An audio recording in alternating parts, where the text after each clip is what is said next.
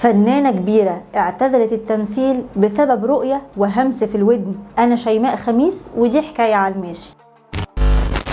مديحة كامل خدت قرار اعتزال الفن والبعد عن التمثيل. تعالوا بينا نسمع تفاصيل هنعرفها لأول مرة. مديحة كامل بدأت حياتها أصلا بعد التخرج في مجال عروض الأزياء، وبداية دخولها الفن سنة 1964، وقررت تعتزل في إبريل سنة 1992، ولبست الحجاب قبل وفاتها بسنين. وآخر أفلامها بوابة إبليس اللي حذفت مشاهدها كلها منه، وتمثلت المشاهد دي تاني بس بدوبليرة عشان كانت اعتزلت الفن وقتها، ورفضت رفض تام انها ترجع للتمثيل تاني. صناع الفيلم افتكروا ان موضوع الاعتزال ده حاجة مؤقتة كده بسبب الروحانيات في الشهر الكريم عشان كنا في رمضان، فبدأوا يكلموا الناس القريبين منها اللي اكدوا ان قرارها ده قرار نهائي، وعشان كده رفضت تكمل باقي مشاهدها في الفيلم لانها خدت قرار انها مش هتقف قدام الكاميرا تاني ابدا. وقالت مديحة كامل وقتها انه جالها شخص في المنام يتقدم لها واداها فستان ابيض فضفاض واسع عشان تلبسه، وهمس لها وقال لها